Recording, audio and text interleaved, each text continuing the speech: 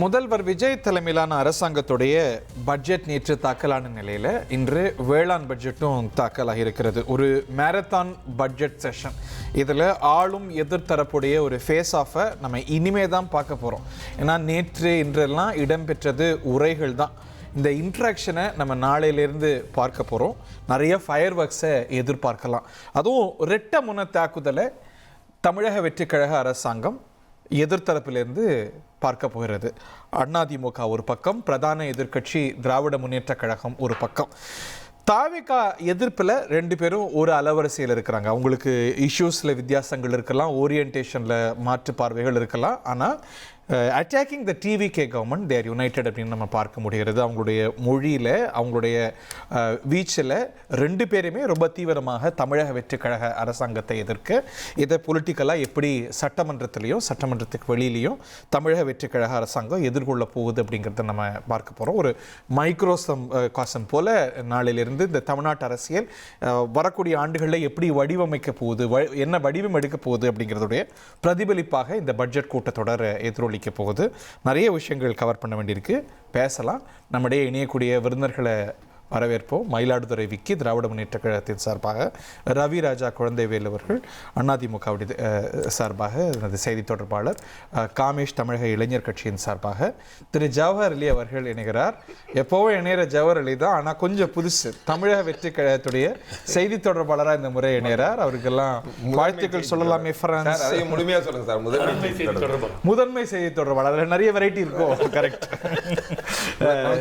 வாழ்த்துக்கள் வாழ்த்துக்கள். சஞ்சீவி கிட்ட இருந்து ஆரம்பிக்கலாம்னு நினைக்கிறேன். சஞ்சீவி, இது ஒரு தமிழ்நாட்டு அரசியல் எப்படி அமைய போகிறது அப்படிங்கிறதுடைய ஒரு மைக்ரோ காசமா இந்த சட்டமன்ற நிகழ்வுகள் அமையலாம் இல்லையா? இந்த ஸ்பீச்சஸ் தான் நம்ம கேட்டிருக்கோம். மெயின் பிக்சர் நாளையிலேருந்து தான் வரப்போகுது. இன்னைக்கு என்ன உணர்வு கிடைக்கிது எதிர்கட்சி தலைவர், முன்னாள் எதிர்கட்சி தலைவருடைய உரைகள்லேருந்து, வீச்சிலேருந்து நமக்கு? நேற்று காலை நம்ம பட்ஜெட்டுக்கு முன்னாடி தான் பேசும்போது நான் சொன்னேன், இந்த மாதிரி DMK is going to be silent, அவங்க அமைதி காக்க போறாங்க அப்படின்னு. ஏன்னா சென்ற முறை பாத்தீங்க அப்படின்னா சஞ்சீவி என்ன சுட்டி காட்டுறாருன்னா, நான் தப்பா சொன்னேங்கிறத சுட்டி காட்டுறாரு. இல்ல, அவங்க வந்து நீங்க வெளிநடப்பு செய்வீங்கன்னு நான் சொன்னேன். அதான் அவர் வேற வயதுல சொல்றாரு. வெளிநடப்பு செய்யப்படுற பட்ஜெட் தனியாக தாக்கல் பண்ண போகுதுன்றது. சோ அப்படி இருக்கும்போது அவங்க ஒரு ஸ்ட்ராட்டஜி தான். ரெண்டாவது வந்து டிவிக்கு ஏதாவது ஹூப் கொடுப்பாங்க, போய் மாட்டாம இருக்கணும். சென்ற முறை போய் மாட்ட மாதிரி இந்த வாட்டி மாட்டக்கூடாது. அதே மாதிரி பாத்தீங்க அப்படின்னா புயலுக்கு முன் அமைதியா அந்த அரெஸ்ட் அப்படின்ற எபிசோட வந்து ஒரு டிஃப்ளெக்ட் பண்ண நினைக்கிறாங்கன்னு நினைக்கிறேன் டிஎம்கே as an opposition-ஆ. அந்த விஷயம் நடந்ததே கொஞ்சம் இந்த பட்ஜெட் வரும்போதோ அல்லது இன்றைக்கு இந்த அக்ரிகல்ச்சர் பட்ஜெட் வரும்போதோ அந்த விஷயம் கொஞ்சம் தணிக்கும். கொஞ்சம் ஒரு பேக்ரவுண்ட்ல போய் ஒரு அட்வான்டேஜ் எடுக்கணும்னு நினைக்க மாட்டாங்களா? அதுவும் கூட இஸ் a political possibility இல்லையா? எதிர்கட்சி தலைவரே கைது செஞ்சுட்டாங்க. அது அவங்களுக்கு ஒரு அட்ரினல் புஷ்ஷை கொடுத்து, ஒரு மொமெண்டத்தை கொடுத்துதான் அவங்க நினைக்கலையா? ஒட்டுமொத்தமா நீங்க டிஎம்கே ஃபர்ஸ்ட் லெவல் லீடர்ஷிப்பும் சரி, செகண்ட் லெவலும் சரி, டிஎம்கே உடைய என்டையர் சோஷியல் மீடியா எக்கோசிஸ்டமா அந்த அரஸ்ட பத்தி கடந்த 2 நாளா பேசவே இல்லை. ஏன்னா தொடர்ந்து அதை பத்தி பேசியிருப்பாங்க. நான் எங்கேயுமே வந்து டோட்டலா ஒரு பிளாக் அவுட் பண்ற மாதிரி ஒரு இது தோணுது எனக்கு. அதனாலதான் ஒட்டுமொத்தமா பாத்தீங்க அப்படின்னா அந்த காவேரி இஷ்யூ ஒரு பெரிய இஷ்யூவா இருந்திருக்க வேண்டியது இந்த பேரவையில், சட்டமன்றத்துல, இந்த கூட்டத்தொடர்ல. பட் வருண பகவான் வந்து காப்பாத்திட்டாரு. கபினில இருந்து கிட்டத்தட்ட 20,000-25,000 கியூசெக்ஸ் தண்ணி வரதுனால இப்ப காவேரின்றது ஒரு பெரிய இஷ்யூவால இன்னைக்கு எதிர்கட்சி தலைவர் வந்து அந்த மேகதாது இஷ்யூ ஸ்டில் பர்சிஸ்ட்ல, அது ஒரு லாங் டர்ம் இஷ்யூ. அதுல இன்னும் தீர்வு வரல. அவங்க முரண்டு பிடிக்கிறாங்க, நம்ம கூடாதுங்கிறோம். That இம்பாஸ் continuous. அந்த இம்பாஸ் நீங்க தொடர்ந்து ஒவ்வொரு வருஷமும் வரதான் இல்லையா? It's not something new. Mekedatu இஷ்யூன்றது எப்பவுமே ஒவ்வொரு ஆண்டும் வரக்கூடிய ஒரு இஷ்யூ தான். இந்த வாட்டி என்னன்னா, இப்ப டி.கே. சிவகுமார் அவர்கள் முதலமைச்சரான பிறகு அவர் இன்னும் ரொம்ப கீனா இருக்கு. ஏன்னா அவருடைய தனிப்பட்ட முறையில ஒரு ப்ராஜெக்ட் ஹீஸ் ஃப்ரம் ராமநகரா டிஸ்ட்ரிக்ட்ன்றதுனால அவரு ரொம்ப இந்த ப்ராஜெக்ட்ல முனைப்பா இருக்கிறதுனால, ஆனா இப்ப இருக்கக்கூடிய சூழல்ல இங்கே கர்நாடகால பிரச்சனை போயிட்டு இருக்கனால கொஞ்சம் இப்போதைக்கு இந்த விஷயத்துக்கு ரெஸ்ட். பட் டெம்பரவரியா பாத்தீங்க அப்படின்னா இந்த காவேரி விஷயத்துக்கு ஒரு சொல்யூஷன் கிடைச்ச. எப்பப்பெல்லாம் வறட்சி ரொம்ப தீவிரமா இருக்கோ அது வந்து முன்ன வருதும், மற்ற சமயங்கள்ல அது ஒரு இயல்புக்கு போறதும் நம்ம எல்லா ஆண்டுகள்லயும் பாக்குறது தான். இப்போ மழை பெய்யறதுனால கொஞ்சம் அந்த வறட்சியோட வீரியம் குறைஞ்சிருக்குங்கிறீங்க. ஆமா, இன்னும் வரக்கூடிய நாட்கள் இன்னும் கம்மியா இருக்கிற வாய்ப்புகள் நிறைய இருக்கு. நான் தொடர்ந்து பார்த்தோம் அப்படின்னா இன்னைக்கு செய்தியாளர் கூட பேசும்பொழுது, தஞ்சாவூர், திருச்சியில பேசும்பொழுது ஓரளவுக்கு இப்ப தனிஞ்சிருக்கு. இன்னும் 4-5 நாட்கள்ல தொடர்ந்து மழை பெய்ஞ்சா இன்னும் வந்து சிச்சுவேஷன் கொஞ்சம் பெட்டர் ஆகுன்ற மாதிரி. Coming back to politics, so DMK ADMK ரெண்டு பேரும் பாத்தீங்க அப்படின்னா சேர்ந்து டிவிகே கவர்மெண்ட் தாக்குறது டிவிகே ஒரு அட்வான்டேஜ் தான் நான் பாக்குறேன். ஏன்னா தொடர்ந்து இந்த கவர்மெண்ட் ஃபார்மேஷன் பாத்தீங்க அப்படின்னா டிஎம்கே ஏடிஎம்கே ரெண்டு பேரும் சேர்ந்து வந்து ஒரு ஆட்சி அமைக்கிறதுல முயற்சியை மேற்கொண்டாங்க சொல்லிட்டு தாவேகா சைட்ல இருந்து தொடர்ந்து ஒரு நம்ம பேசணும் ஸ்டார்டிங்ல டிஸ்கஸ் பண்ண விஷயம் தான் இது. சோ அந்த ஒரு டிவிகே உடைய நரேட்டிவ் அந்த விஷயம் இன்னும் ஸ்ட்ராங் ஆகும். தனிப்பட்ட முறையில் டிஎம்கே ஏடிஎம்கே ரெண்டு தனி கட்சிகள் தான், அவங்க ரெண்டு பேரும் சேர்ந்து டிவிகே கவர்மெண்ட் எதிர்பார்க்க which is very natural. ஏன்னா ரெண்டு பேரும் எதிர்கட்சிகள் தான். பட் அதுல அவங்க ஒரு பாடம் கத்துக்கிட்டு தான் பார்க்கலையா திரு எடப்பாடி பழனிசாமி? அதனால தான் ரொம்ப கவனமா என்ன சொல்றாரு, ஒரு 10 வரி தாவேகா வித்துட்டுனா ஒரு வரி போன ஆட்சி மாதிரிங்கிறார். ஸோ அதுலேருந்து அவங்க வந்து பாடம் கத்துக்கிட்டு ஒண்ணுதான் ஆனா வித்தியாசங்கிற மாதிரி ஒரு நியூஆன்ஸ் பொசிஷன் எடுக்கலையா? இல்ல அந்த மாதிரி பொசிஷன் தான் எடுக்கிறாரு. இன்னைக்கு எடப்பாடி பழனிசாமி அவர்கள் பேசும்போது கூட பட்ஜெட் என்னன்னா போன ஆண்டு திமுக எப்படி பண்ணாங்களோ அதே மாதிரி தான் பட்ஜெட் பிரசன்ட் பண்ணிருக்காங்க. அதே தான், ஆனா வேற பேர்ல அதே படிச்ச மாதிரி இருக்குன்னு. In fact agriculture minister MRK Panneerselvam தான் சொல்லியிருக்காரு. பேசும்பொழுது நான் படிச்ச பட்ஜெட் மாதிரி அப்படியே இருக்கின்ற மாதிரி ஒரு விஷயத்த சொல்லியிருக்காரு எடப்பாடி பழனிசாமி அவர்கள் சொன்ன மாதிரி. சோ டிவிகேவோட ரெஸ்பான்ஸ் எப்படி இருக்குன்னு பார்க்கணும் இல்லையா? அவங்க செட் தேர் எனிமி வெரி கிளியர். டிஎம்கேக்கும் டிவிகேக்கும் தான் போட்டி செட் பண்ணிட்டாங்க. அவங்க ஏடிஎம்கே பத்தி பேசவே மாட்டாங்க எங்கேயுமே. ஏடிஎம்கே இப்ப இருக்கக்கூடிய சூழ்நிலை பாத்தீங்க அப்படின்னா இப்போ இட்ஸ் ஸ்பிளிண்டர் ரைட் நவ இல்லையா? இன்னைக்கு கூட பார்த்தோம் அப்படின்னா இன்னொரு 3 நாட்கள் பிக் லீடர்ஸ் போய் இன்னைக்கு அமைச்சரை பார்த்திருக்காங்க. அது ஒரு பெரிய ஒரு ஒரு ஒரு விஷயமா இருந்திருக்கு. சட்டமன்றத்திலே தனித்து செயல்படுறாங்க. திரு எடப்பாடி பழனிசாமி பட்ஜெட்டை விவசாய பட்ஜெட் எல்லாம் கடுமையா கிழிக்கிறாரு. இன்னொரு பக்கம் இவங்க ஆஹா ஓன்னு பாராட்டுறாங்க வேலுமணி அன்கோ. ஆமா, அதான் சொல்றேன். ஏடிஎம்கே இப்ப செதறி இருக்கக்கூடிய சூழல்ல டிவிகேவும் வந்து ஏடிஎம்கே பெருசா ரெஸ்பாண்ட் பண்ணாதுன்னு நினைக்கிறேன். அவங்க their primary target is going to be DMK. So அப்படிதான் இருக்குமே தவிர ஏடிஎம்கே ஒரு அப்போசிஷன் அவங்க பார்க்க மாட்டாங்கன்னு தோணுது. ஓகே, பார்ப்போம். நம்ம எல்லாருடைய கருத்துக்களையும் பெற ஆரம்பிப்போம். இந்த முறையும் போய் திரு எடப்பாடி பழனிசாமி உதயநிதி ஸ்டாலின் கார்ல ஏறினது ஒரு முறை கோயின்சிடன்ஸ், 2 முறை கோயின்சிடன்ஸ், 3rd டைம் உறவா ஆயிட்டீங்களோ? சேர்ந்து எதிர்க்க போறீங்களோ? 31க்கு பிள்ளையார் சொல்லி 31க்கு இதெல்லாம் பிள்ளையார் சொல்லி என்ன 31 என்ன கொடி பறக்க போகுது. அதுக்காக பிள்ளையார் சொல்லி என்ன 31 என்ன எல்லாரும் வரும் கூட்டணி வைக்க போறீங்களா? 31 நீங்க ஏன் அவ்வளவு தூரம் வெயிட் பண்ணிட்டு இருக்கீங்க? உள்ளாட்சி தேர்தலே வச்சிருவாங்க. அப்படி இல்ல, அவ்வளவு தூரம் உங்க ஆட்சி எல்லாம் ஓடணும் கனவு கண்டுட்டு இருக்காதீங்க. ஏன் இவ்வளவு பெரிய கனவு, இவ்வளவு கான்பிடென்ட் 31 வரைக்கும் நீங்க ஆட்சியில் இருப்பீங்க நினைச்சிட்டு இருக்கீங்களா? அதுக்கெல்லாம் வாய்ப்பு இல்ல. அதுக்கு முன்னாடி கவுத்துருவீங்க. 6 மாசம் எங்க அண்ணன் புதுசாக கட்டி தீட்டப்பட்ட எங்க அண்ணன் ஒவ்வொரு முறையும் பேசும் பொழுது எதிர்கட்சி தலைவராக இருக்கிற எடப்பாடி அண்ணனா இல்ல உதயநிதி 2 பேரும் என்ன சொல்றாங்கன்னா 85வது நாளை நோக்கி 100வது நாளை நோக்கி இப்படிதான் பேசிட்டு இருக்காங்க. காரணம் என்னன்னா படம் என்ன 100 நாள் படம், 50 நாள் படம், 150 நாள் படங்கிற மாதிரி தான் இவங்க படம் எவ்வளவு நாள் ஓடுதுங்கிறது 85வது நாளை நோக்கி 90வது நாட்கள் அப்படிதான் போயிட்டு இருக்கு. அப்போ வருடங்களை கடக்கும் என்கிற பார்வை கண்டிப்பாக கிடையவே கிடையாது. ஆகவே 2030 கவிழ்ப்பீங்களா?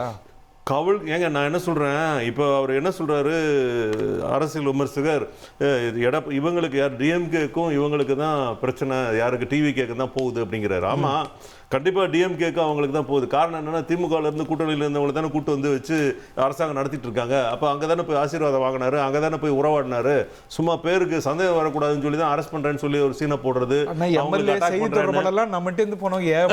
அண்ணன் ஜவஹர் அலி உட்பட அது பத்தி எல்லாம் பிரச்சனை இல்லை. அது அவங்க போகட்டும் போகாம.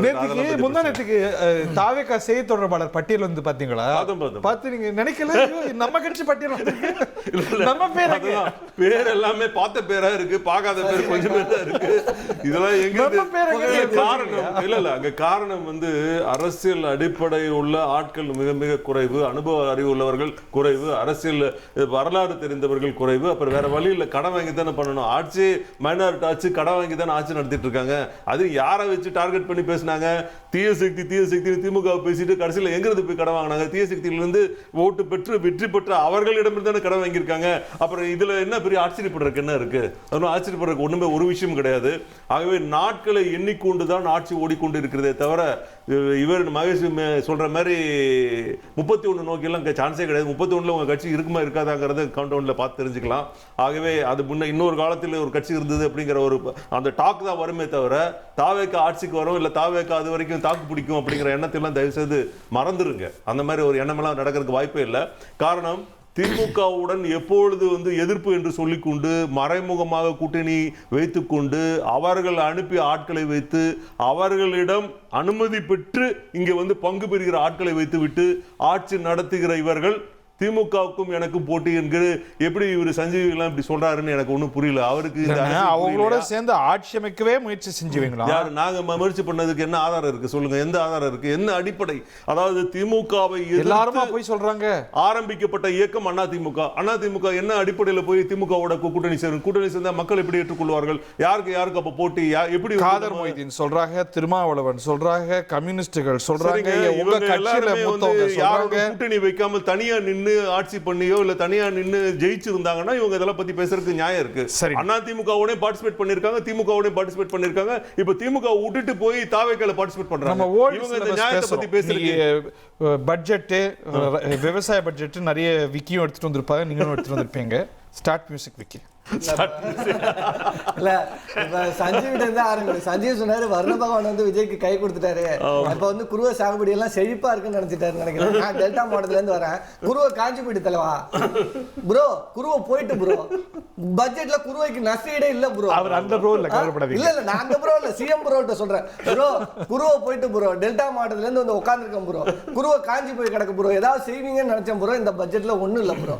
அப்ப நாங்க விட்ட இடைக்கால பட்ஜெட் எங்க அண்ணா மன்ன எம்ஆர்கே சொல்றாரு பாத்தீங்களா, நான் படிச்ச மாதிரியே இருக்கு அப்படின்னு. கொஞ்சம் நல்ல பட்ஜெட்டா இருக்கணும். இல்ல கொஞ்சம் ஆல்டர் தான். ஆமா அதுலயும் படிச்சார்ல, நல்ல வாசிப்பு, கவிதையா எழுதிட்டு இருந்தாரு. சபாநாயகரே குறுக்கிட்டு, தம்பி பட்ஜெட்ல இருக்கிறத படிப்பா, அதுக்கு தான் இங்க வந்திருக்க. என்ன ஒரே வித்தியாசம்னா இந்த சபாநாயகர் குறுக்கிட்டாரு, பழைய சபாநாயகர் எல்லாம் குறுக்கிடல. உதயநிதி வாழ்க. ஆனா அது நான் சொல்லிடுறேன், பார்லிமென்ட் வரைக்கும் கேட்டோம். பட்ஜெட் வாசிப்புல யாரும் எங்கேயும் போகல. இன்னொன்னு, எல்லாத்தையும் வெற்றி வெற்றி வெற்றின்னு மாத்திட்டீங்க. திட்டங்கள் எல்லாத்தையும் மாத்திட்டீங்க, ரைட்டா? வேற என்ன புதுதா? நான் இதை புதுதா கொண்டு வந்தா அந்த இதுக்கு வெற்றின்னு நான் பேர் வச்சேன்னு நீங்க சொல்லலாம். எல்லா திட்டத்தின் பேர்ல வெற்றியை சேர்த்துட்டீங்க. அம்மா உணவத்தை விட்டு வச்சிருக்கீங்க. அம்மா உணவத்தை எடுத்து வெற்றி உணவு மாத்திருங்க. வெற்றி சிறைசாலை, வெற்றி மயான கிடங்கு, ஏதாவது வச்சுட்டு போங்களாங்க. நான் என்ன கேட்கிறேன், ஒரு விஷயங்களை ஒரு திட்டங்களை கொண்டு வரும்போது உங்க பேரை வச்சுக்கலாம். நீங்க உடனே கேட்பீங்க, ஏன் நீங்க விடியல்னு வைக்கல? நாங்க திட்டத்தை கொண்டு வந்தோம், நாங்க பேர் வச்சோம். அதிமுக காலத்துல திட்டங்களை கொண்டு வந்தாங்க, பேர் வச்சாங்க. இப்ப ஆடு கொடுக்க போறேன்னு ஒரு திட்டம் அறிவிச்சிருக்காங்க. எத்தனை லட்சம் கிராமங்கள் இருக்கு, அவங்க ஒதுக்கீடு பண்ண அளவு எவ்வளவுன்றதை கம்பேர் பண்ணா ஒரு ஊருக்கு, ஒரு பஞ்சாயத்துக்கு 2 பேருக்கு தான் கொடுக்க முடியும். இப்ப அண்ணன் நேற்று தங்கம் தென்னரசு பட்ஜெட்டுக்கு முடிஞ்சதுமே சொல்றாரு, ஒரு பள்ளிக்கு 10,000 பள்ளிக்கு 110 கோடி ஒதுக்கி இருக்கிறோம் அப்படின்னு சொல்றாங்க. இது கணக்கீட்டு 1000 கோடி ஒதுக்கி இருக்கிறோம்னு சொல்றாங்க மேம்பாட்டுக்காக. ஒரு பள்ளிக்கு சராசரி கணக்கீட்டு பண்ணாலே 1.2 லட்சம் தான். இப்ப இந்த 1.2 லட்சத்துல பெயிண்ட் கூட அடிக்க முடியாதுங்க. நாங்க பள்ளியோட நீங்க ரெனோவேஷன் ஒர்க்கு கொடுப்பாங்க. மினிமம் ஒரு நீங்க ஸ்டார்டட் எலிமெண்டரி ஸ்கூல்ல பாத்தீங்கன்னா 6 லட்சத்துல இருந்து 7 லட்சம் வரைக்கும் ரிப்பேரிங் ஒர்க்கே போகும். 1.2 லட்சத்தை வச்சு என்ன பண்ண போறோம்? இன்னொன்னு, நேத்து என்னன்னா ஒருத்தர் ஜபமாலையோட வர்றாரு. இவர் என்னன்னா பட்ஜெட் எடுத்துட்டு திருப்பதிக்கே போயிட்டாரு. நாளைக்கு எங்க அண்ணன் ஆடுதல ஷாஜகான் நாகூர்ல கொண்டு போய் பாத்தியா ஒதுட்டு எடுத்துட்டு வருவாரு நான் நினைக்கிறேன். கலைஞர் சமாதிக்கெல்லாம் நம்ம போனோம். நான் என்ன சொல்றேன், இங்க மத அடிப்படையில நீங்க சொல்ற மதங்கள் அடிப்படையில அரசு விஷயங்கள்ல கூடாதுங்கிறதா. அப்ப நாளைக்கு நீங்க இன்னைக்கு திருமாவளவன், அது உங்க நம்பிக்கைங்கிறாரு. நாளைக்கு நிர்மலா சீதாராமன் அவர்கள் ராமர் சிலையை தூக்கிட்டு நாடாளுமன்றத்துல பட்ஜெட் வாசிச்சா திருமாவளவன் அமைதியா இருப்பாரா? நான் கேட்கிற விஷயங்கள தான். இன்னைக்கு திட்டங்களை பெயர் மாற்றது விஷயமே இல்லை. நீங்க என்ன திட்டத்தை சொன்னீங்க? நீங்க செய்த வாக்குறுதிகள். நாங்க சொன்ன முதல்ல வந்ததுமே இலவச பேருந்து பயணம், விடியல் பயணம் அறிவிச்சாரா இல்லையா? நீங்க என்ன சொன்னீங்க? நான் தமிழ்நாடு முழுக்க இலவச பயணம் பெண்களுக்கு, எங்க வேணாலும் ஏறி எங்க வேணாலும் இறங்க. அந்த திட்டத்தையாவது கொடுத்தீங்களா? 2500 ரூபாய் கொடுக்க முடியாதுங்க. இப்ப 1000 ரூபாய் கொடுக்க, 1000 ரூபாயில இப்ப குறைச்சிட்டாங்க. பட்ஜெட்ல 4000 கோடி குறைஞ்சிருக்கு. இந்த எத்தனை பேர் இந்த கலைஞர் மகளிர் உரிமை தொகை வாங்கினாங்களோ அவங்க பேர்லாம் இப்ப குறைய போகுது. இன்னும் லிஸ்ட்ல குறைய போகுது. அது இப்ப வர வர மக்களுக்கு தெரிய போகுது. இன்னொன்னு, நாங்க வெற்றிங்கிறது பொது பேருங்க. சரி வச்சுங்கப்பா, வெற்றின்னு பொது பேரு. எல்லாத்தையும் திமுக கொண்டு வந்ததெல்லாம் எடுத்துட்டீங்க. தமிழ்நாடுன்னு ஒரு பேரை திமுக காரன் தான்ப்பா வச்சான். அதையும் எடுத்துட்டு வெற்றி நாடுன்னு வச்சுட்டு போயிடுங்களா? நான் என்ன கேட்கிறேங்க, ஒரு அரசு ஒரு திட்டத்தை நீங்க புதுசா கொண்டு வரணும். நீங்க தேர்தல் வாக்குறுதியில விவசாயிகளுக்காக என்ன சொன்னீங்க?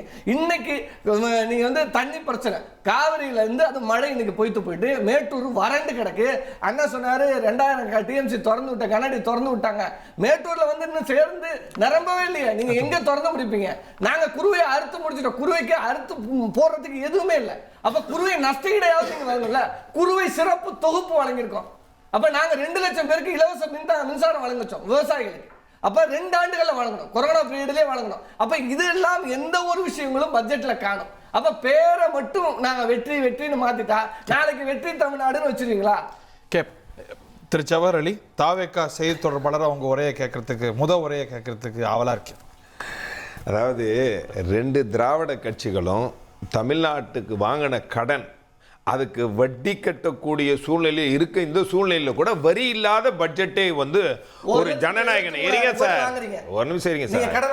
ஏன் அப்ப ஆரம்பிங்க அந்த கடன் எல்லாம் திமுக ஆட்சி வாங்கினதுக்கு வட்டி கட்டுறதுக்காண்டி வாங்கினது. அதுக்கு பிறகு கேளுங்க, முதல்ல பேசுறேன். ஏன் பதட்டம்? பதட்டம் எதுக்கு பதட்டம்? ஏன்னா உங்களுடைய புட்டுக்கள் எல்லாம் தெரிய போகுதுன்னு பதட்டப்படுறீங்களா? நான் சொல்றேன், கொஞ்சம் பொறுமையா இருங்க. அதாவது என்ன நல்லது செஞ்சாலும் எதிர்கட்சிகள் போய் அது சரியில்லைன்னு சொல்லுவதுதான் வழக்கமா இருந்தாங்க. ஆனா தமிழ்நாட்டுக்கே ஒரு சாபக்கேடு என்னன்னா, மக்களுக்கான திட்டங்களை கொண்டு வந்து ஊழல் இல்லாத ஆட்சியை கொடுத்து பார்ட்டி பண்டெல்லாம் கட் பண்ணா கூட அதுல ஒரு குறை சொல்ற அரசியல் கட்சிகள் தான் தமிழ்நாட்டில் இருக்கிறாங்க. அத குறை சொல்லி அவரு எல்லாம் குறை. இப்ப இந்த பட்ஜெட் என்ன பட்ஜெட்ல சார் அவங்க கொண்டு வந்து திட்டம் நீங்க பேர் மாத்துறீங்க. பட்ஜெட் ஸ்டாலின் சொல்றாரு, நாங்க கொண்டு வந்த திட்டங்களை எல்லாம் பேர் மாத்திருக்காங்க, திட்டத்தை எல்லாம் கொண்டு வந்துட்டோம். ஆனா பட்ஜெட் வேஸ்ட். திட்டத்தை எல்லாம் நடைமுறைப்படுத்துறோம், இது இல்லாம எக்ஸ்ட்ரா ஒரு 4 திட்டங்களும் அறிவிச்சிருக்கு. அப்ப எல்லா திட்டங்களும் ஒரு திட்டம் விடாம அறிவிச்சு நடைமுறைப்படுத்துகிறோம். ஆனா பட்ஜெட் வேஸ்ட்னா என்ன அர்த்தம்? முரணா இருக்கா இல்லையா? பட்ஜெட் எல்லாமே நிதி ஒதுக்கியாச்சு. பட்ஜெட் கடந்த பட்ஜெட்டை விட இந்த முறை பட்ஜெட்ல அதிக நிதி ஒதுக்கியும் எல்லா திட்டங்களும் நடைமுறையில் வருது. அதிமுக கொண்டு வந்த எந்த திட்டங்களும் நிறுத்தல. இன்னும் சொல்ல போனா இவங்க நிறுத்தினா ஆடு மாடு வழங்க கூலி திட்டம், அம்மா வழங்க திட்டம், எல்லா அதே திட்டம் தான் போடுவாங்கன்னா அவங்களே போதுமே. நீங்க நான் சொல்றேன் சார், புதுமையான எல்லா திட்டமும் வந்துகிட்டு இருக்குதுல்ல. தேர்தல் வாக்குறுதிகள்ல கொடுத்த பலது இல்லைங்கிற கேள்வி இல்ல. நீங்க டைம் எடுப்பீங்கன்னு புரிந்து சொல்றது சார். அதுக்கு வேற, அதாவது இவர்கள் ஒரு 1000 ரூபாய்க்கு 28 மாசம் எடுக்கனாங்க. அது அண்ணா பிறந்த நாள் 28 மாசத்துக்கு அப்புறம் தான் கொடுத்தாங்க. எந்த திட்டத்தையும் இல்லை. ஆனால் அன்றைக்கு இவங்க பட்ஜெட்ல ஆட்சி வந்த கையோட ஒரு வெள்ளை அறிக்கை கொடுத்தாங்க. அந்த வெள்ளை அறிக்கையில தமிழ்நாட்டினுடைய கடன் இவ்வளவு இருக்கு, தமிழ்நாட்டை எடுத்துட்டு போகணும்னா சில விஷயங்கள் ஏத்தி தான் அவனோட மின்சார கட்டணத்தையும் பஸ் கட்டணத்தையும் உயர்த்தினாங்க. இப்ப அப்படியெல்லாம் இல்ல, எந்த கட்டணத்தையும் சார் பொறுமையா இருங்க. அதாவது எதுக்குன்னா இப்ப இதுல என்ன பிரச்சனை, நீங்க இந்த தலைப்பை வச்சு சொல்றேன். திமுக ஆட்சி மாறிட்டா அதிமுக வரும். அதிமுக என்ன சொல்லும், நீ நிறைய பொண்ணு அடிச்சிருக்க, அதெல்லாம் சரி, நீ நான் 200 ரூபா 100 ரூபா அடிச்சேன், நான் 200 ரூபா அடிப்பேன், கண்டுக்கிறாம இருக்கணும்.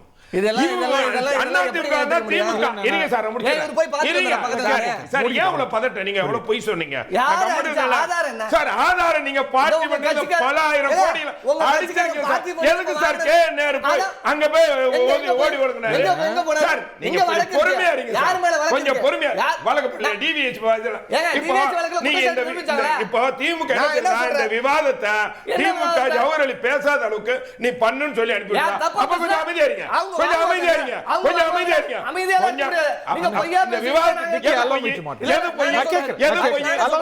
நீங்க பார்ட்டி பண்ணுவாங்க, ஊழல் செய்யல, உத்தமர்களா, புனிதர்களா?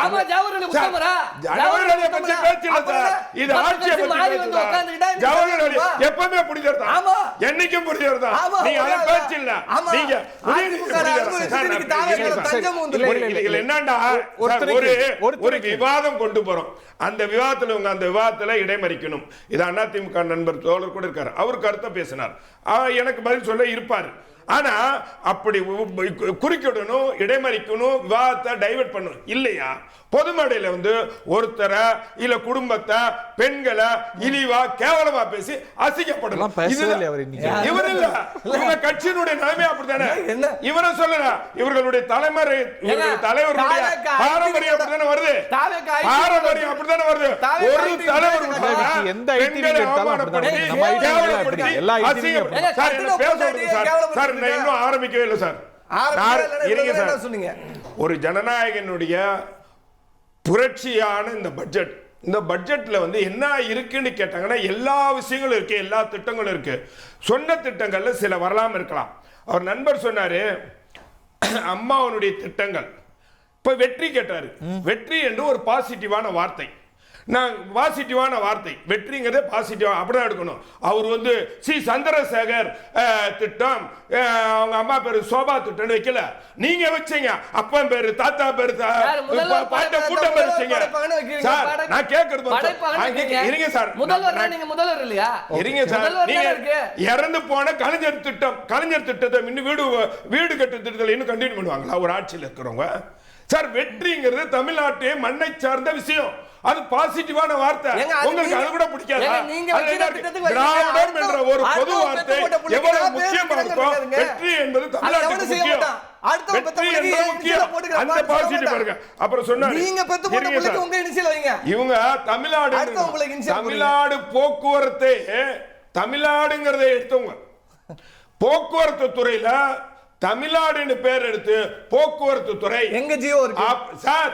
உங்க பஸ்ஸுகள பாருங்க சார், உங்க பஸ்ஸுகள அன்னைக்கு பாருங்க சார், தமிழ்ல போராட்டம் எல்லாம் பண்ணாங்க சார். எது சொன்னாலும் அதுக்கு விரிவாக உங்க ஆட்சியில தமிழ்நாடுன்னு பேர் எடுத்தவங்க சார். கொஞ்சம் இருங்க சார், தமிழ்நாடு வெற்றி நான் சொல்றேன் சார், நான் முடிச்சிடுறேன் சார். நான் சொல்றேன் இங்க பாருங்க, இப்ப குறுக்கிட்ட அந்த விவாதத்துக்கு நல்லா என்ன கத்த வைக்க வேண்டிய இப்போ கருணாநிதி அவர் சமாதிக்கு போய் பூஜை போட்டு பஜனை போட்டு இந்த இது பட்ஜெட் வச்சாங்க. யார் பாத்தீங்க நீங்க? பஜனை போட்டாங்களா சார்? பூஜை பஜனை அவங்க அவர் வீட்ல எத்தனை முறை பஜனை நடந்துருக்கு சார்? நீங்க பாத்தீங்களா சார்? வீடியோ இருக்கு சார். வீட்ல நடக்க பிரச்சனை இல்ல, வீட்ல நடக்கிற பிரச்சனை இல்ல. இப்போ நீங்க வந்து மதத்தை வந்து அரசு விஷயங்களுக்கு கொண்டு வரீங்களே, ரோசரியவோ இல்ல திருப்பதியவோ, ரெண்டுமே வந்து ரெண்டுமே அவர் கோயிலுக்கு போறாரு, அதுதான் பேப்பர்னு தெரியாது. யார் அவர்தான் பட்ஜெட் தாக்கல் பண்ணி எடுத்து வந்து காட்றாரா பேப்பர்னு உங்களுக்கு? இல்ல இதெல்லாம் போய் இது விக்கி நான் வந்து பேசவே முடிக்கல, நீங்க இவ்வளவு குறுக்கிடுங்க. என்ன அவசரம்? நான் பொய்யே பேசுறேன், பொறுமையா இருக்க கூடாது. ஒரு 2 நிமிஷம் நீங்க பொறுமையா நோட் பண்ணீங்க. ஒரு பேப்பர் கொடுங்க சார், அவருக்கு ஒரு பேப்பர் கொடுங்க சார். எனக்கு தெரியுதுங்க நான் அதெல்லாம் வேணாம், பொறுமையா இருங்க. உங்களுக்கு தான் பேப்பர் பேனா எழுதுனத படிங்க. சரி சார், நானே படிச்சுக்கிறேன். முதல்வர் மாதிரி போ ஸ்கிரிப்ட் தான் நீங்க சார். பேப்பர்ல துண்டு சீட்டு இல்லாம சபா சார், துண்டு சீட்டு இல்லாம ஸ்டாலின் அவர்களை பேச சொல்லுங்க சார். நீங்க என்ன பேச வச்சுறாங்க? நான் நாகரிகமான அரசியல்வாதி, நான் நாகரிகமான அரசியல்வாதி, நீங்க தேவையில்லாம பேசுறீங்க சார். அங்க பாருங்க, அங்க வந்து பொய் இருக்கு, இங்க உண்மை இருக்கு.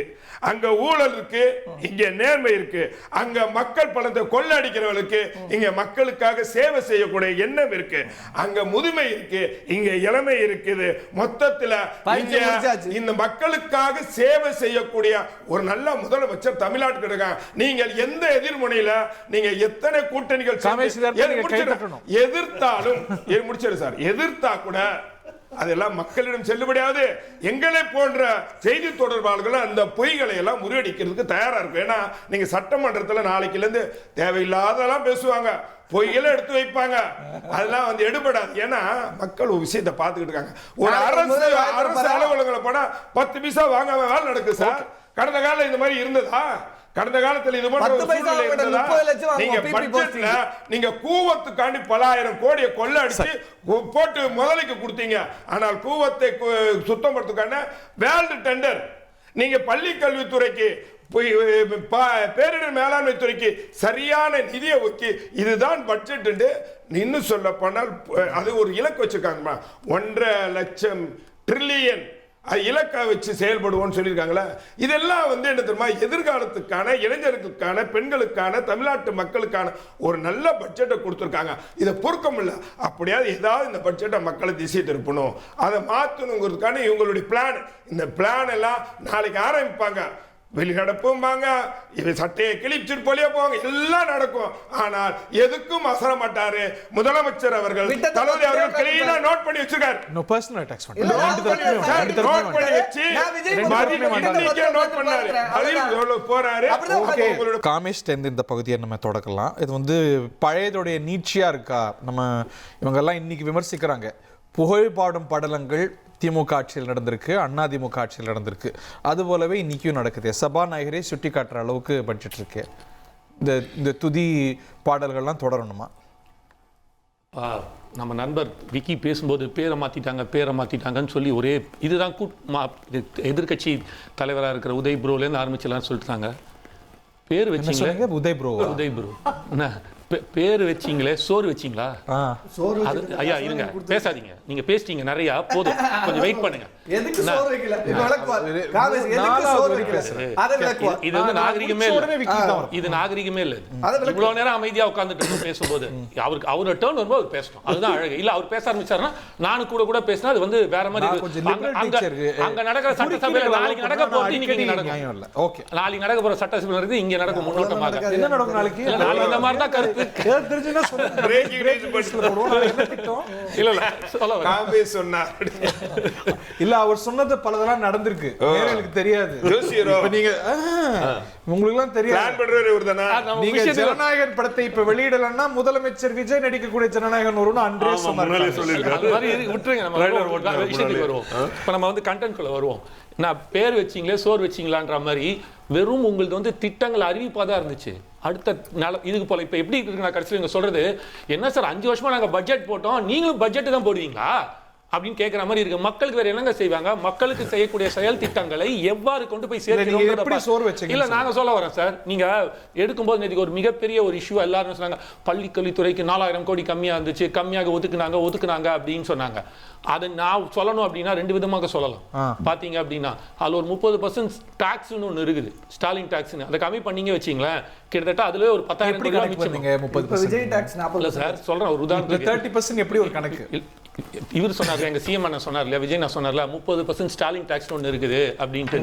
நீங்க அவ்வளோ இல்ல சார், ஒரு நிமிஷம் இருங்க சார், நான் பேசிட்டு இருக்கும்போது நான் அதுக்கப்புறம் உங்க டர்ன் வரும்போது நீங்க சொல்லுங்கன்றேன். ஏன் இவ்வளவு பதட்டப்படுறீங்க? பதட்டமே இல்ல, ஜாலியா ஃபன். அப்ப நீங்க கொஞ்சம் இருங்க, அப்ப வெயிட் பண்ணுங்க, உங்க ஃபன் உங்க கிரவுண்ட்ல பண்ணுங்க, அடுத்தவங்க இதுல பண்ண கூடாது, அது மரியாதை இல்ல. சரி பண்ணிடுவோம். அடுத்து நான் ஒரு உதாரணத்துக்காக சொல்ல வரேன். நீங்க இப்போ நீங்க கேட்டீங்கல்ல, நான் இப்போ வரேன். நெடுஞ்சாலைத்துறைக்கு போன வருஷம் 20,000 கோடி சார், இந்த வாட்டி 21,500 கோடி. ஊரக வளர்ச்சித்துறையில் 29,000 கோடி, இந்த வருஷம் 39,000 கோடி. போக்குவரத்து துறையில் வந்து 12,000 கோடி இருந்துச்சு, 13,500 கோடி. வீட்டு வசதி நகர்ப்புற வளர்ச்சியில் 7,000 கோடின்றது 8,500 கோடிக்கு போயிருக்கு. நான் சிறு குறு தொழிலில் வந்து 1,900 கோடி, 2,150 கோடி. நான் காலை உணவு திட்டம் 600 கோடி வந்து 720 கோடியாக மாறி இருக்கு. மாற்றுத்திறனாளி நலத்துறையில் 1,400 கோடி வந்து 1,450 கோடியாக மாறி இருக்கு.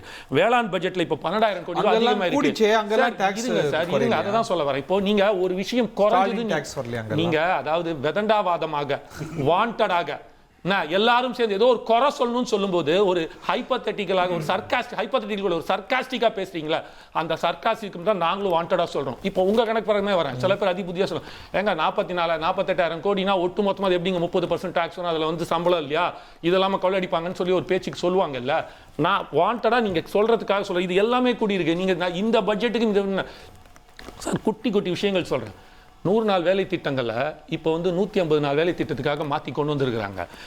நகர்ப்புற நாட்டுப்புற பண்பாடு கலை இருக்குல்ல, அது 100 நாட்கள் தமிழகம் ஃபுல்லா, இந்தியா ஃபுல்லா கொண்டு போய் சேர்க்கறதுக்கான ஒரு திட்டத்தை எடுத்துறாங்க. குட்டி குட்டி விஷயங்கள் நான் சொல்ல பாருங்களேன், இதெல்லாம் எங்கெங்க கொண்டு போய் 100 நாள் வேலை திட்டமாக கிரியேட் பண்றாங்க சார். அதுல என்ன ஆகுது, நம்மளோட தமிழ் வளர்ச்சி இருக்கட்டும், நம்மளோட நாட்டுப்புற கலையா இருக்கட்டும், பண்பாடா இருக்கட்டும், கல்ச்சர், இதெல்லாம் வளர்க்கப்படுற ஒரு குட்டி விஷயம். இதெல்லாம் நீங்க எதுவுமே நோட் பண்ண மாட்டீங்களா? ஆனா அதெல்லாம் நிச்சயமா பாராட்டணும், பாராட்ட வேண்டிய விஷயங்கள்லாம் பாராட்டிடலாம். பட் ஆனா வாக்குறுதிகள் பல நிறைவேற்றலையேங்கிறது தான் திமுக. அதான் சார் சொல்ல வரேன். கடந்த இப்ப உதாரணத்துக்கு எடுத்தீங்க வச்சீங்க, குறைந்த இன்னைக்கு வேளாண் பட்ஜெட்டுக்கே வந்திருக்கலாம், குறைந்தபட்ச ஆதார விலை, பயிர்க்கடன் தள்ளுபடி, இதெல்லாம் நீங்க சொன்ன ஸ்கேல் என்ன, செய்த ஸ்கேல் என்ன சார்? எக்ஸாக்ட்லி. நீங்க வந்து இது வந்து கிட்டத்தட்ட வந்து அடுத்த 6-7 மாசத்துக்கான பட்ஜெட் தான் ஃபர்ஸ்ட் பாயிண்ட். அதை நம்ம வைப்போம். ஒரு வருஷத்துக்கான பட்ஜெட் கிடையாது. அடுத்த பிப்ரவரியில நியூ பட்ஜெட் வந்து 7 months தான் இந்த பட்ஜெட். எக்ஸாக்ட்லி. இதுல இன்னொன்னு என்ன சார், இருங்க சார், அது அடுத்து உங்களுக்கு அதே பிரச்சனை அது உங்களுக்கு வரேன், அது அப்புறம் நான் உங்களுக்கு வரேன். இப்போ அண்ணா பேசினாரு, அதுக்கு அடுத்தது வரும் போது, ஏன்னா இதுதான் முக்கியம் இப்போ நம்ம பேச வேண்டியது. ஒரு விவசாயி இப்ப சொல்லும்போது கூட சொன்னார், நான் படிச்சதே பார்த்த மாதிரி இருந்துச்சுன்னு ஒன்று சொன்னார்ல. இது வரைக்கும் இவங்களோட வேளாண் பட்ஜெட் டைமிங் எடுத்து பாருங்க, 30-40 நிமிஷத்தை தாண்டதே கிடையாது. அவ்வளவுதான் மேக்ஸிமம் இருக்கும். கிட்டத்தட்ட இவங்க படிச்சது 2 மணி நேரம். சார் இருங்க சார், இருங்க சார், இருங்க சார், இருங்க சார். ஆனா ஒரு 2 மணி நேரத்துக்கு மேல, 2 மணி நேரம் 35 நிமிஷம் போதுமா? அவர் வந்து பேசிக்கும் போது ஒரு விவசாயி, அதுவும் படித்த இன்ஜினியரிங் கிராஜுவேட், தெளிவாக டே டு டே அதை என்னென்ன இன்டெப்தா உள்ள ஒரு மண்புழு எப்படி இருந்தா 2 மணி நேரத்துல வாழ்க்கைகள் வருமா? இல்ல சார், சார் நீங்க எடுத்துங்க சார். அதனால தான் நான் 2 மணி நேரம் சொன்னேன். 2 மணி நேரம் 35 நிமிஷம், 30 நிமிஷம் விட்டுருங்க. நீங்க என்னமோ சொல்றதை பார்த்தா இது வரைக்கும் பேசாத மாதிரி சொல்றீங்க. பாராளுமன்றத்தில் போயிட்டு உதய் ப்ரோ வாழ்கன்னு சொல்லிட்டு தான் பதவி ஏற்றவங்களா இருக்காங்க. சார் இங்க வந்து ஒரு சாதாரண மனுஷன் சார், அவர் வந்து ஒரு விவசாயியா இருந்தவர், படித்திருந்தாலும் இன்ஜினியரிங்காக ஒரு விவசாயி இருந்தவர், ஒரு பாமரனை கொண்டு வந்து இந்த இடத்துக்கு உட்கார்ந்து வச்சுமோ அந்த மரியாதை. இங்க வந்து கோடிக்கணக்கில் காசை கொடுத்துட்டு நான் பின்னாடி வந்து நிக்கல, ஒரு சாதாரண பாமரன் அந்த இடத்துல ஒரு எம்எல்ஏ ஆக்கி அழகு பார்த்திருக்காரு. அண்ணா சொல்லும்போது சொன்னாரு ஜனநாயகம் வென்றது பணநாயகத்தை அப்படின்னு சொல்லி. அப்போ அந்த மரியாதை கொடுக்கறதுல தவறு இல்லைன்னா இதுல வந்து நீங்க 2 பேரும் மாரல் ஹை கிரவுண்ட் எடுக்கவே முடியாது. திமுகவும் அதிமுகவும் நீங்க பாடாத துதிபாடல் சார் இந்த ரெண்டு பட்ஜெட்ல இளைஞர்களாக அதுல நமக்கு எந்த ஹை மாரல் கிரவுண்டும் அதிமுக கிடையாது. இளைஞர்களாக இந்த 2 பட்ஜெட்ல இந்த பட்ஜெட்ல நடந்ததுல நான் ரொம்ப சந்தோஷப்பட்ட ஒரு விஷயம் தெரியுமா? இதெல்லாம் தாண்டி தயவு செய்து பேர் வச்சாங்கல்ல, அது ரொம்ப பிடிச்சிருந்தது. ஒரு யாரையும் குறிப்பிட்டு ஒரு தன்னோட குடும்பத்தை சார்ந்த அப்பா பெயரையோ தாத்தா பெயரையோ இந்த மாதிரி எதுவும் வைக்காமல் கட்சி பொது பெயர் சார் நீங்க வைக்க வேண்டியதானே சார், திராவிடம் வைக்க வேண்டியதானே சார் எல்லா திட்டத்திலும். ஏன் வைக்கல? வேற யாரையுமே கோட் பண்ணல. நாஞ்சில் சம்பத்தனை நான் கோட் பண்றேன். அம்மாங்கிறதும் பொது பெயர், கலைஞர்ங்கிறதும் பொது பெயர். எப்படி அம்மா பேர் அப்படிதான் கண்டினியூ ஆகிட்டு இருக்கு. அதனால தான் சார் அம்மா பேர் அப்படிதான் கண்டினியூ ஆகுது. அது பொது பேர்னால கலைஞர் அப்படினா நீங்க கலைஞர் கருணாநிதி எடுத்துக்கலாம். கலைஞர் ரொம்ப கஷ்டமா பேசும்போது சொன்னார் நீங்க இன்னும் சுடுகாட்டுக்கு தான் வைக்கல, இடுகாட்டுக்கு மட்டும் தான் உங்களோட பேரை வெற்றின்னு வைக்கல அப்படின்னு சொன்னார். போன ஆட்சி வெற்றி கடைசி பயணம் வைங்க, வெற்றி கடைசி பயணம் வைங்க. எல்லாத்துமே கலைஞர் பேர் தான். வெற்றி எல்லாத்துக்குமே நாங்க எதிர்பார்த்திருந்தோம். கலைஞர் பேர் மட்டும் இல்ல, தயாளு அம்மாள் பேர் இருக்குது, அதுக்கு அவங்களுடைய தாத்தா பேர். ஆமா அது திமுக அறக்கட்டளை வச்ச பேர். இல்ல இல்ல திமுக அறக்கட்டளையில கட்டின சமூகநல கூட்டத்துக்கு வச்ச பேர் சார். இவர் என்ன வந்து பேசிட்டு இருக்காரு? அரசு பட்ஜெட்ல கொடுத்தோம் சார். நீங்க கேளுங்க சார், குடும்பத்தார் பேர்கள் எல்லாம் இருக்கு சார். இப்ப இது ஓபன் சேலஞ்ச். தயாளு அம்மாள் பேரு அரசு நிதியில இருந்து பட்டின கட்டத்துக்கு வச்சிருந்தாங்கன்னா ஜவஹர்லால் இதுல இருந்து பேசக்கூடாது. நான் பேசல. ஓபன் சேலஞ்ச் வருமா? ஒரு நிமிஷம். சும்மா பொய் அடிச்சிட்டு ஒவ்வொரு திட்டத்துக்கும் நீங்க ஒவ்வொரு விஷயத்துக்கும் குடும்பத்தினுடைய பேர் அப்படி இல்ல. வெற்றிங்கிறது ஒரு பொதுவான பேர். நீங்க பேசுங்க. ஜவஹர்லால் சொல்லுங்க. நீங்க யார் சொல்லுங்க? குடும்பத்தோட உள்ள பேரை வச்சாங்க. யார் பேரை வச்சாங்க சார்? நீங்க என்ன நீங்க சொல்லுங்க. நீங்க இப்படி அடிச்சு சொல்றீங்க. சொல்லுங்க யார் பேரை வச்சாங்க? சரி சார். திமுக கலைஞருடைய அம்மா பேர் என்ன சார்? கலைஞருடைய அம்மா பேர். கலைஞருடைய அம்மா பேர் இருக்கு. என்ன பேர்? நீங்க சொல்லுங்க. அஞ்சுகம். அஞ்சுகம் பேர்ல திட்டம் இல்ல. திட்டம் இல்ல சொல்லுங்க. எந்த திட்டம்? சார் என்ன சார் நீங்க சொல்லுங்க சார். அஞ்சுகம் அம்மையார் பேர்ல திட்டம் இருக்கு சார். நீங்க பழைய திட்டங்கள் நீங்க போட்டு பாருங்க சார். இதெல்லாம் சும்மா அடிச்சிட்டு போறீங்க. ஏதாவது நிரூபிங்க. ஏங்க இருங்க. அஞ்சுகம் அம்மா திட்டம் இருக்கு. நான் இப்ப உடனே எடுத்து பார்த்து சொல்ல முடியாது. ஏன்னா நீங்க வந்து வள்ளியம்மை பேர்ல இருக்கு சார். நீங்க வந்து ஒரு விஷயம் கேளுங்க. மூலூர் ராமாமிர்தம் அம்மையார் பேர்ல இருக்கு. உங்களுக்கு பேர் முக்கியமா அந்த திட்டம் போய் மக்கள் கிட்ட போய் சேர்றது முக்கியமா? பேரு முக்கியமா அந்த திட்டம் மக்கள் கிட்ட போய் சேர்றது முக்கியமா? அப்ப எதுக்கு குறை சொல்றீங்க? நீங்க வைக்கும்போது குறை சொன்னாங்களா? நீங்க வைக்கும்போது குறை சொன்னாங்களா? உங்க இஷ்டத்துக்கு வச்சீங்களா? எத்தனையோ பேர் வச்சீங்களா? உங்களுக்கு பிடிச்ச பேர்னா வச்சீங்களா? அஞ்சுகம் இருக்கா இல்லையா சார்? ஒரே நிமிஷம். அஞ்சுகம் அம்மையார் நினைவு கலப்பு திருமண நிதியுதவி திட்டம் என்பது தமிழக அரசால் சாதி மற்றும் இன வேறுபாடுகளை கடைந்து தீண்டாமையை ஒழிக்க கொண்டு வரப்பட்ட திட்டமாகும் அப்படின்னு ஏஐ சொல்லு. சார் இருக்கு சார், இருக்கு சார். அந்த திட்டம் தான் என்னுடைய வயசுக்கும் அனுபவத்துல நான் சொல்றேன். நான் பல முறை பார்த்திருக்கேன். அந்த திட்டம் தான் டாக்டர் முத்துலட்சுமி ரெட்டி நினைவு கலப்பு திட்டம் என்று பெயர் மாற்றம் செய்யும். அதுதான் சொல்றேன். இப்ப நான் என்ன சொல்றேன், இப்ப நீங்க கலைஞர்ங்கிறது பொது பேர் தான், வெற்றிங்கிறதும் பொது பேர் தாங்க போது அப்ப கலைஞர் பேர் எடுக்கிறாங்க. எல்லா திட்டத்திலும் அஞ்சுகம் பொது பேர். நான் முடிச்சிடுறேன். காமேஷ் நீங்க பேசும்போது அமைதியா நான் என்ன சொல்றேன், நான் முடிச்சிடுறேன். நான் என்ன சொல்றேன், திட்டங்களை நீங்க கொண்டு வாங்கன்னா உங்க பேரை வச்சுங்க. அடுத்தவன் பெத்த பிள்ளைக்கு நீங்க உங்க இன்சியல போடாதீங்கங்கற. நீங்க ஒரு திட்டத்தை கொண்டு வந்து அவருடைய வாதம் என்பது நாங்க வேற ஒரு பொது பேரை வச்சுக்கீங்க. அப்ப கலைஞர் வீட்டு வசதி திட்டம் அப்படியே கொண்டு போணுங்கறீங்க. நான் என்ன சொல்றேங்க, கலைஞர் பேர்ல அப்படியே திட்டம் கொண்டு போணுங்க. காலை உணவு திட்டம் நாங்க அம்மா உணவகம்னு கொண்டு வந்தாங்கல்ல. அம்மா உணவகம்னு அதிமுக ஆட்சியில கொண்டு வந்தாங்க. அது ஸ்டாலின் அரசு மாத்தல. இப்பயும் மாத்தல. ஏன்னா அது பொது பேர். தமிழ்நாட்டுக்கு உரிய பொது பேர். முதல்வர் படிப்பு ஒரு பாசிட்டிவான பேர். அதனால கலைஞர் கனவு வீடு இருக்கும்போது 3,10,000 ரூபாய் கொடுத்தாங்க சார். இப்ப அப்ப வெற்றி 1 லட்சம் பேருக்கு இப்ப 70,000 பேருக்கு என்ன அது தெரிஞ்சிட்டு பேசுங்க காமேஷ். 1 லட்சம் பேர் பயனாளி. இப்போ வெற்றி திட்டமா வெற்றி கனவு வீடு திட்டமா மாறும்போது 5 லட்சம் மாறுது. இப்ப என்னன்னா 5 லட்சம் ஏத்துறாங்க. 10,000 கோடி தான் பட்ஜெட். காமேஷ் நான் முடிச்சேன். காமேஷ் அவ்வளவு பண்றாங்க. இருங்க. அவர் என்ன சொல்றாருன்னு கேக்குறேன். திட்டங்கள் மாறும்போது பேரும் மாறும். அவ்வளவுதான். Simple as that. இப்ப திட்டத்தை மாத்துறாங்களா? இருங்க சார். காமேஷ் இருங்க. நீங்க எழுதி வச்சிட்டு பேசுங்கயா. இருங்க. என்கிட்ட ஒண்ணுமே இல்லங்க. நீங்க அப்ப வெயிட் பண்ணுங்க. படிங்க. காமேஷ் நான் ஏன் டான் உங்க டான்ல ஆட்சிக்கு வந்து 30 செகண்ட்ஸ் அப்புறம் உங்கள்ட்ட வரேன். நான் முடிச்சறேன். 30 செகண்ட் அவர் கொடுக்குறேன் அப்புறம் இவங்க ஆட்சிக்கு வந்து எப்ப வந்து மடினி கொடுத்தாங்க கேப் இது வந்து லேப்டாப் வந்த முதல் வருஷமே கொடுத்தாச்சு. கடைசி ஆட்சிக்கு அதாவது கடைசி வருஷம் வந்து எலெக்ஷன் வரும்போது கொடுத்தாங்கல்ல, அந்த மாதிரிலாம் கிடையாது. சோ இங்க வந்து இந்த திட்டம் அந்த திட்டம் காப்பீடு சென்றலாம் சொல்றதுக்கு இதுவே இல்ல. இப்ப நீங்க சொல்றத பாத்தீங்க அப்படின்னா அதான் நான் ஃபர்ஸ்டே வச்சிட்டேன். நீங்க பேர் வச்சீங்க. ஆனா நாங்க உண்மையா அதை கொண்டு போய் மக்கள்கிட்ட சேர்த்து சோற வைக்கணும்னு சொல்லிட்டு இருக்கோம். அவர் சொன்னனால அது உங்களுக்கு கொடுத்தது லாஸ்ட் இயர் ஸ்டூடண்ட் மட்டும் தான். ஆனா first year second year third year student எல்லாத்துக்கும் சேர்த்து கொடுக்கறாங்க. அப்ப எது மக்கள் ஒரு நிமிஷம் ஒரே ஒரு விஷயம் நான் முடிச்சிட்டேன். இல்ல அண்ணனுக்கு மட்டும் முடிச்சிட்டேன். காமேஷ் சொல்றாரு கலைஞர் வீடு திட்ட கனவு திட்டத்துக்கு நீங்க 3 லட்சம் ரூபாய் கொடுத்தீங்க. இன்னைக்கு நாங்க வந்து 5 லட்சம் ஆக்கியிருக்கோம். 2 பேரும் ஒதுக்கின போன பட்ஜெட்ல 10,000 கோடி, இவங்க ஒதுக்குறது 10,000 கோடி. என்ன தெரியுமா பண்ணிருக்காங்க? 3.2 லட்சம் நாங்க கொடுத்ததுல இருந்து 5 லட்சமா மாத்திட்டு 30,000 பயனாளிகள் குறைப்பு. நாங்க 1 லட்சம் வீடுகளுக்கு 10,000 கோடி அலோகேட் பண்ணோம். இவங்க 70,000 பயனாளிகளுக்கு வீடு அலோகேட் பண்ணுங்க. பாத்தீங்களா திட்டத்தை மாத்திட்டோம். யோ அதே பட்ஜெட் 3000 கோடி ஒதுக்கி இருக்காது. நான் காட்டுவா வீடு உங்க பட்ஜெட்ல காமேஷ் தெரியாம இருங்க காமேஷ் நீங்க பேசுறதெல்லாம் ஆக போறது இல்ல. நீங்க முதல்ல ஒன்னு புரிஞ்சுங்க. நான் பேசவே இல்ல. ரொம்ப தெல்ல நீங்க பேச உள்ள நானும் பேச விட மாட்டேன். நீங்க பேசுங்க நானும் பேசுவேன். நீங்க பேசுங்க நானும் பேசுவேன். நீங்க பேசுங்க நானும் வந்து பேசுவேன். புதுசா எதுவும் கொண்டு வரல. அப்புறம் அமைதியா இருங்க. நீங்க டீடைல் ஓட நானும் பேசுறேன். உங்கட்டல ஏன் டேட்டாவோட தான் பேசிட்டு இருக்கீங்க. நான் சொன்ன டேட்டா நீங்க எல்லாரும் பேசுறீங்க. 30 செகண்ட் அவர் பேசினாரு. ஒரு வார்த்தை கூட நான் அமைதியா இருந்தேன். ஏங்க 30 செகண்ட் பேசுறேன். யாரும் அமைதியா இல்ல. நான் சொல்றேன். It is your turn. நான் சொல்றேன். அப்ப நாங்க 2021 முதல் பட்ஜெட்ல பெட்ரோல் விலையை குறைப்போம்னு சொன்னா 3 ரூபாய் குறைச்சோம். ஆவின் பால் லிட்டருக்கு 3 ரூபாய் குறைச்சோன்னு வாக்குறுதியில சொன்னீங்க. ஏங்க இன்னைக்கு நீங்க வாக்குறுதியில இருந்து செஞ்சதா சொல்லிட்டு இருக்காங்க. அரசு பெண் ஊழியருக்கு மகப்பேறு விடுதி 9 மாதம் 12 மாதம். ஹரி சிலிண்டர் கொடுத்தீங்களா? ஹரி அது மட்டும் இல்ல ஹரி ஒரு சேனல் எந்த பட்ஜெட்டுக்கு இப்படி எல்லாம் போடல.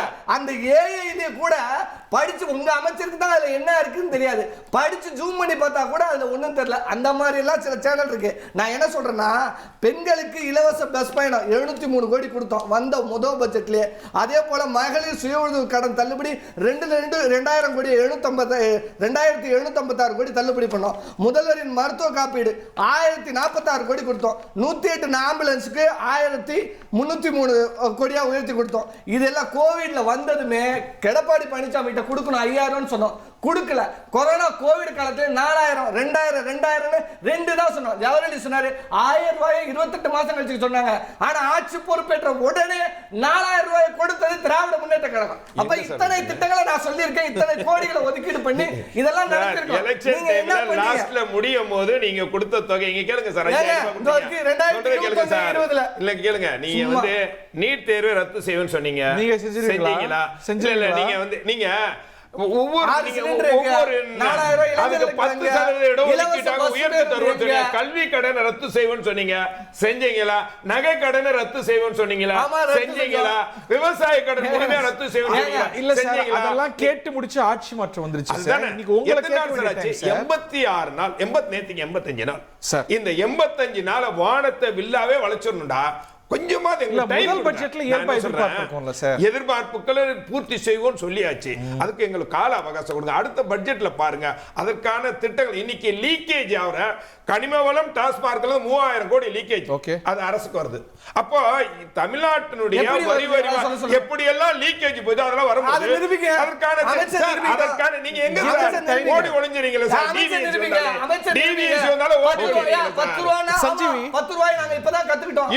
அப்படின்றாரு அமைச்சர். சார், டாஸ்மாக்ல நீங்க நடத்துற ஊழல்னா கொஞ்சம் சாதாரண ஊழல் இல்ல சார். கனிம வளத்துல அவ்வளவு பெரிய ஊழல் சார். அந்த பத்திரப்பதிவுல நீங்க அடிச்ச கொள்ள எண்ணிக்கை இல்ல.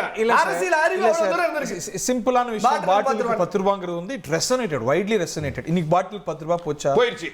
எங்க போயிடுச்சு சார்? அவங்களே சொல்லி போறாங்க. இனிமே அவர்களுக்கு சம்பளத்தை உயர்த்தி கொடுத்தாச்சு சார். சம்பளத்தை உயர்த்தி கொடுத்தாச்சு சார். சம்பளத்தை உயர்த்தி கொடுத்தாச்சு. ஆன்லைன்ல வந்துருச்சு 10 ரூபாய் இப்ப இல்ல. சம்பளத்தை உயர்த்தி கொடுத்தாச்சு என்ன சார்? அதனால அவங்க 10 ரூபாய் இல்ல. Kamesh explain sir. ஆக்சுவலி இந்த 10 ரூபான்றது ஒரு மிகப்பெரிய இஷ்யூவா இருந்துச்சு. இப்போ இல்ல, என்ன இது சொல்றாங்க, சம்பளத்தை நீங்க உயர்த்தி கொடுத்தீங்க, நாங்க வாங்குறத நிறுத்துறோம். இதை தாண்டி ஆன்லைன்ல நீங்க புக் பிரதர் இருங்க, நீங்க அதுக்கு அப்புறம் அதை தாண்டி ஆன்லைன்ல புக் பண்றதுக்கு எது கொண்டு வராங்கன்னா சார் நடைமுறை சிக்கலை மாத்த. இல்ல, நான் என்னோட கிளாரிஃபிகேஷன் கேக்குறேன். ஈவன் ஐ டோன்ட் நோ, தெரியாம தான் கேக்குறேன். பாட்டிலுக்கு 10 ரூபாய் இல்லையா? ரெடியூசிங் அவுட் 90% குறைஞ்சிருச்சு. குடிமகனுடைய மனசாட்சி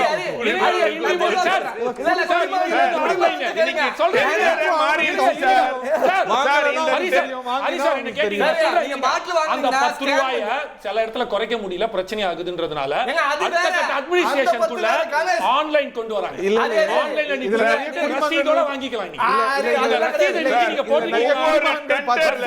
போட்டிருக்கீங்களா? பாட்டிலையும் வாங்குறதுல மட்டும் 1200 கோடி ரூபாய் கவர்மெண்ட் உள்ள வருது. இது அந்த 1000 கோடி எங்க போச்சு? பார்ட்டி ஃபண்டா போச்சு. இப்ப கவர்மெண்ட் வருது. இப்ப என்னங்க இதெல்லாம் பார்ட்டி ஃபண்ட்னா? நான் என்ன கேக்குறேன், நான் திமுக க்கு போனா பார்ட்டி ஃபண்ட். ஜவஹர்லி வாங்க டாஸ்மாக் போவோம், உங்க சேனல் அனுப்புங்க ரிப்போர்ட்டர். நான் சொல்றேன், பாட்டில வாங்குன பிறகு பாட்டில ஸ்கேன் பண்ணி கொடுப்பான் ஃப்ரண்ட்ல. அந்த பாட்டிலுக்கு தான் 10 ரூபாய்.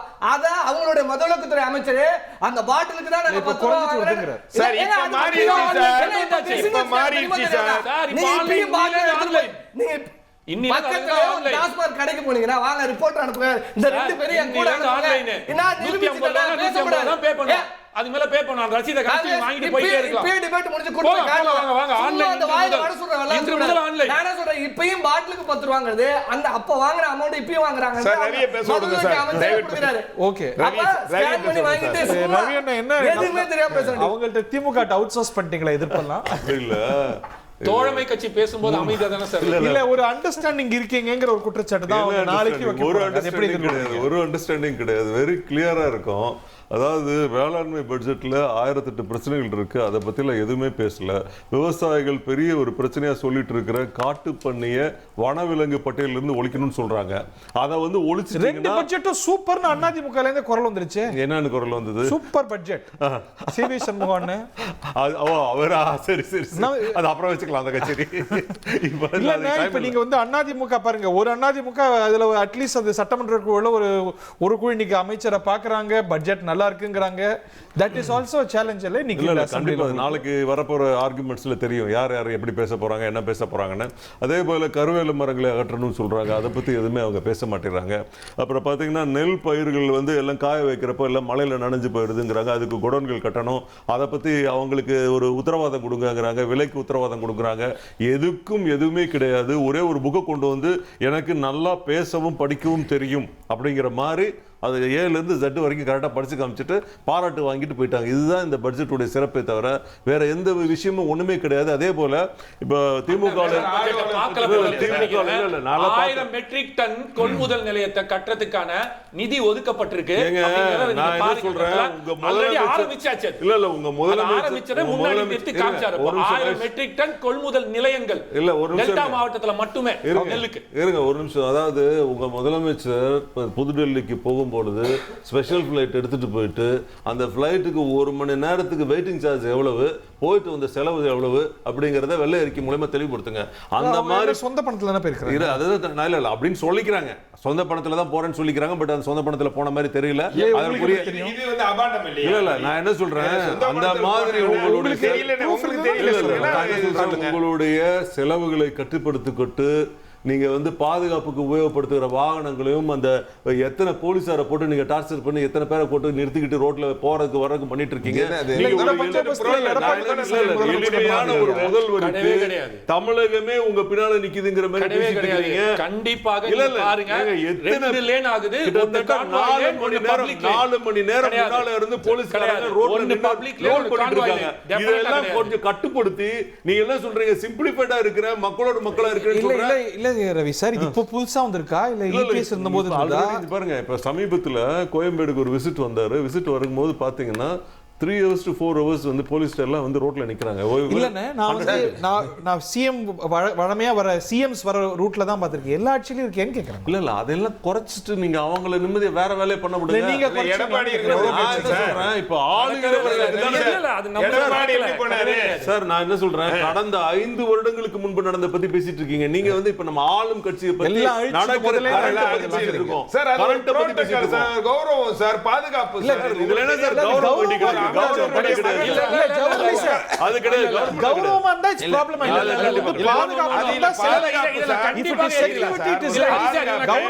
அவருக்கு தெரியும் ஒரு அமைச்சர் மகனா இல்ல.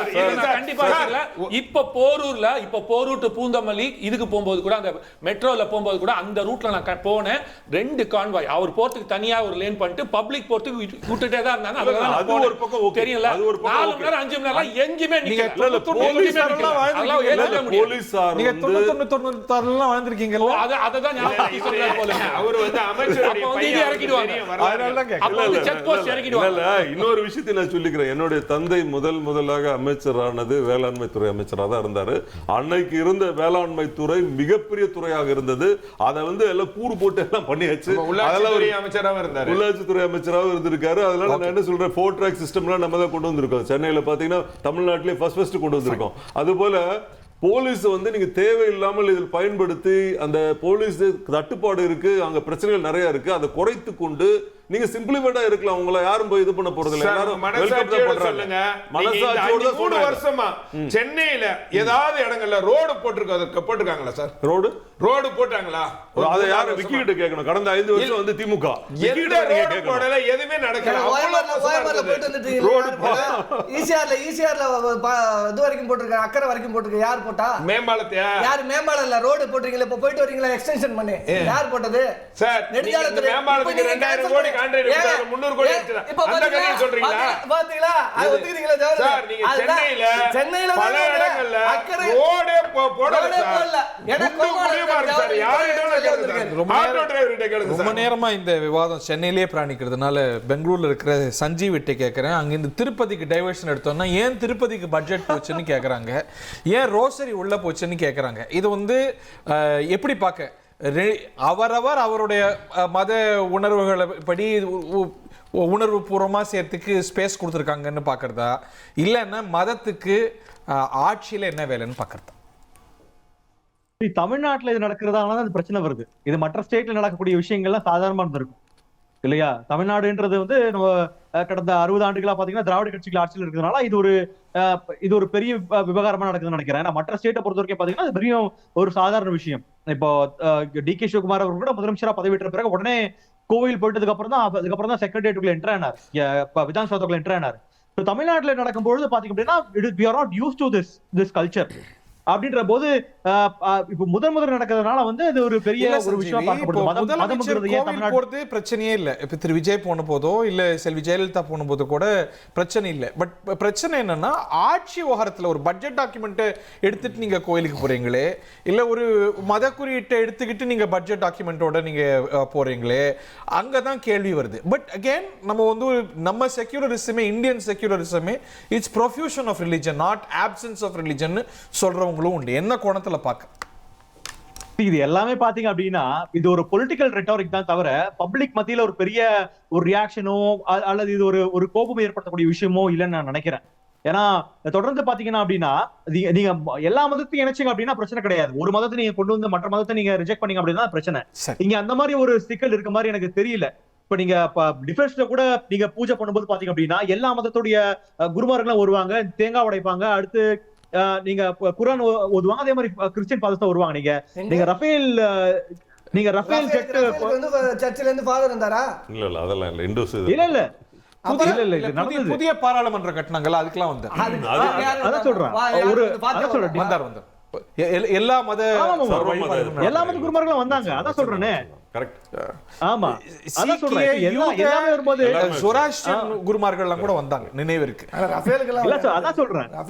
இது ஒரு பொலிட்டிக்கல் ரேட்டாரிக்கா ஒரு விஷயமா இருக்கும் தவிர பொதுமக்கள் மத்தியில ஒரு பெரிய ஒரு விவாத பொருளா இருக்கும்னு நான் நினைக்கல. அதே மாதிரி இந்த ஸ்கீம்ஸை பத்தி கூட நிறைய பேசிட்டு இருந்தோம் இல்லையா, பேர் மாற்றம் பத்தி பேசிட்டு இருந்தோம்.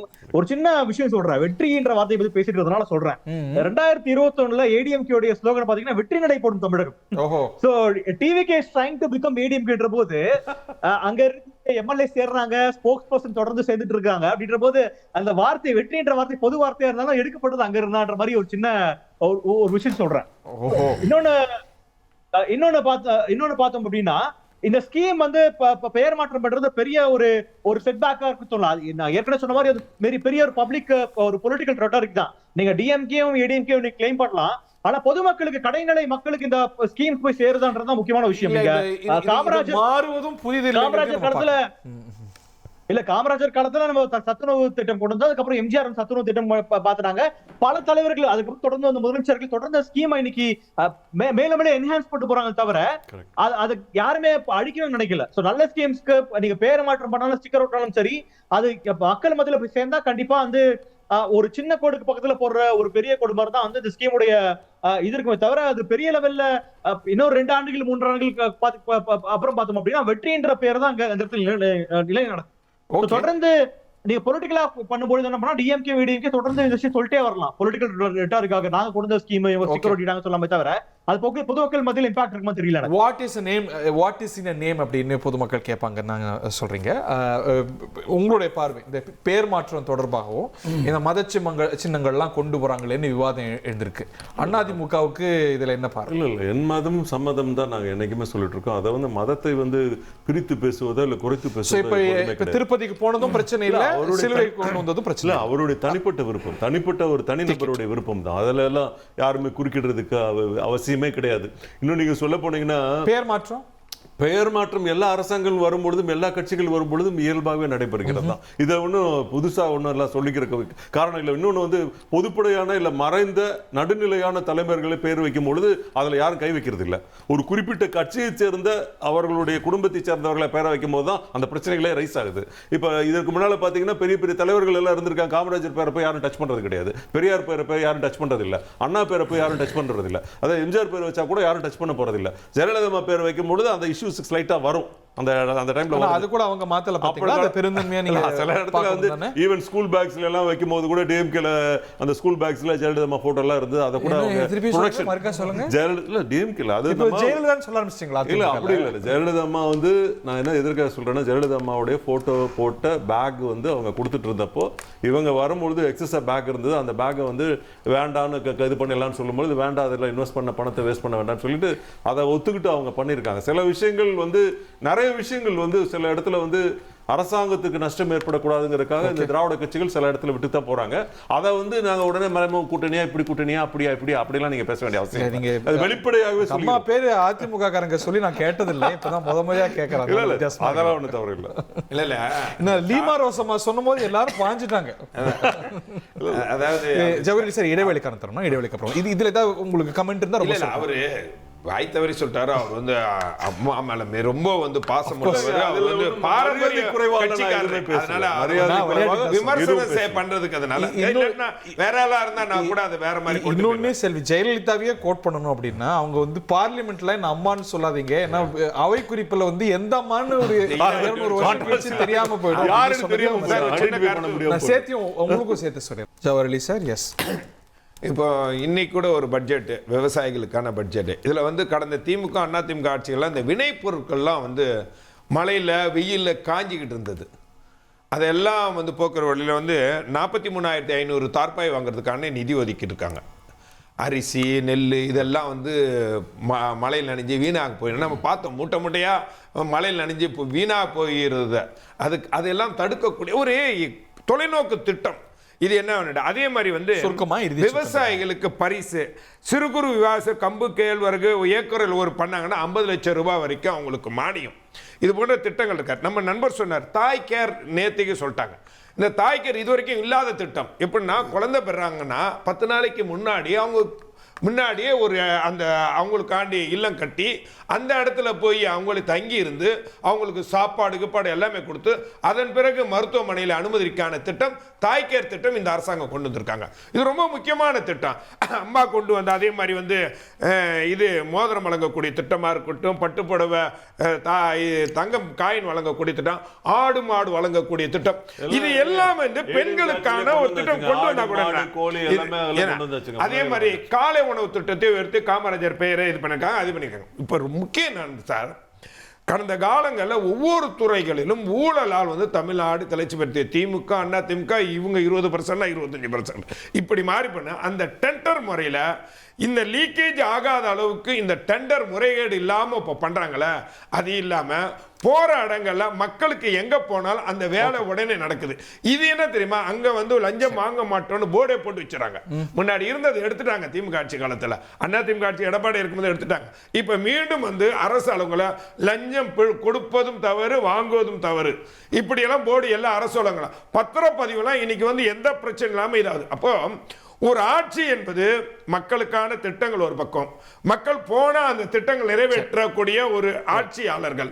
அப்போ மக்களுக்கு நிம்மதியா எந்த பிரச்சனை இல்லாத இது, அப்போ மக்கள் இதை விரும்புவாங்களா விரும்ப மாட்டாங்க. அந்த அடிப்படையில் தான் தளபதி விஜய் அவர்கள் தமிழ்நாட்டை மக்களுக்கான திட்டங்களுக்கான ஒரு ஆட்சியை கொண்டு போன அடிப்படையில் போறார். ஆனால் இதுல எதிர்கட்சிகள் இப்ப எடப்பாடி வந்து ஒண்ணுமே இல்லை சார், அவரு ஒன்னும் இல்லை. ஏன்னாடா அங்க வந்து கட்சி காலியா இருக்கு. ரெண்டாவது வந்து சிவி சண்முகம் சொன்னாரு, நான் என் பிள்ளை மேல சத்தியம் பண்றேன்டாரு, நீங்க சத்தியம் பண்ணுங்கன்னு கேட்டாரு, வாயே திறக்கல. நான் திமுக கூட கூட்டணி போலன்ட்டு வாயே திறக்கல. இப்போ அதுல இருக்கக்கூடிய 15-20 எம்எல்ஏக்கள் இப்போ தனிச்சு செயல்படுறாங்க. அவங்களோட நீங்க செயல்பட்டு இருக்கீங்க, அவங்கள உங்க கண்ட்ரோல்ல கொண்டு வரல சார். அவங்களுக்கு சார் அவங்க தலைமை மீது இருக்க கோபம், வெறுப்பு, அவருடைய செயல்பாடுகளாலே வந்து விரக்தியா இருக்காங்க. அவர்களுடைய செயல்பாடு எப்படி சரியா? நீங்க வந்து யாரு எதிரி கட்சி எதிரான கட்சிக்கு சிவி சண்முகத்துக்கோ இல்ல எஸ்பி வேலுமணிக்கோ பொதுச் செயலாளர் எடப்பாடி தானே, அவங்களே சொல்றாங்கல்ல. நீங்க புஷி ஆனந்தா ஒற்றை தலைமைக்கு தேர்ந்தெடுத்ததே அவங்க தான் பார்த்துட்டு இருக்காங்க. இவரை பார்க்க மாட்டேங்க, யார் கட்சி தலைவர் பார்க்க வேண்டிய அவசியம் இல்ல. அவர் பார்க்க வேண்டிய அவங்க போய் பார்க்கிறது வந்து அத்திக்கடை அவனசி திட்டுக்காரன்னு இப்ப பாக்குறாங்க. இவரை போய் பார்க்க வேண்டியது. ஏன்னா அந்த தாய்மை உள்ள அவங்க என்ன கோரிக்கை வைக்கிறாங்க, கட்சியில இருந்து போனவங்க எல்லாம் சேருங்கிறாங்க. இது செய்யலால, ஏன் செய்ய மாட்டேங்கிறாரு?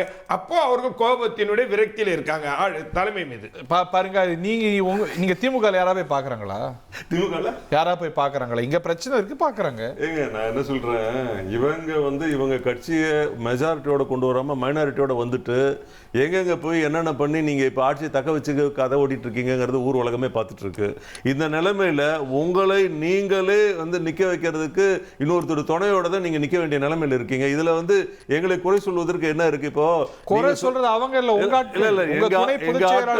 எங்க ஆட்களும் யாருடைய தலைமையில தேர்தலை சந்தித்தார்கள், யார் பிரச்சாரம் செய்து இவர்கள் வெற்றி பெற்றார்கள், யாரை ஏற்றுக்கொண்டு அவர்கள் கொடுத்த சீட்டை வாங்கி அந்த தொகுதியில் நின்னாங்க, இது ஊர் உலகத்துக்கு எல்லாருக்குமே தெரியும். இன்னும் புதுசா வந்து இவங்க தானா நின்று இல்ல சுயேட்சை நின்று ஜெயிச்சுட்டு வந்து எங்க எல்லா வெற்றி தோல்விகளுக்கும் அவர்கள் செய்கிற தவறுகளும் அவர்கள் ஒத்துக்கிறீங்க. எப்படி தலைமை செய்த தவறுனால தான் தோல்வின்னு தலைமை செய்த தவறு நீங்க எப்படி சொல்ல முடியும்? அப்ப எப்படி நீங்க வெற்றியை நீங்க கொண்டாடக்கூடிய நீங்க தோல்வியை நீங்க எடுத்துக்கணும், பொறுப்பு இருக்கணும். ஏங்க தோல்வி வந்து மக்கள் மாத்தி மாத்தி கொடுக்குறாங்க. ஒரு வாட்டி திமுக வருது, ஒரு வாட்டி அண்ணா திமுக வருது, ஒரு வாட்டி தாவேக வருது. இல்ல யாரு கேட்க முடியாது. பிரச்சனை என்னன்னா அதிமுக இன்னைக்கு நீங்க எடப்பாடி எதிர்க்கும் போதெல்லாம் ஒரு குழு அதிமுக அங்க ஆதரிக்கும். சோ அந்த ஒரு சேலஞ்சை நீங்க எதிர்கொள்ளணும்ல. அப்படிலாம் கிடையாதுங்க. அதாவது இவங்க வந்து ஒரு கட்சியை வந்து துண்டாட நினைக்கிறார்கள், தங்களை வந்து பலப்படுத்திக் கொள்வதற்காக மட்டமான ஒரு செயல்களை செய்து தமிழகத்திற்கு ஒரு மோசமான அரசியல் பாடத்தை கற்றுக் கொடுக்கிற வேலையை தான் தாவேக செய்து கொண்டு. சரியா சொல்றாரா?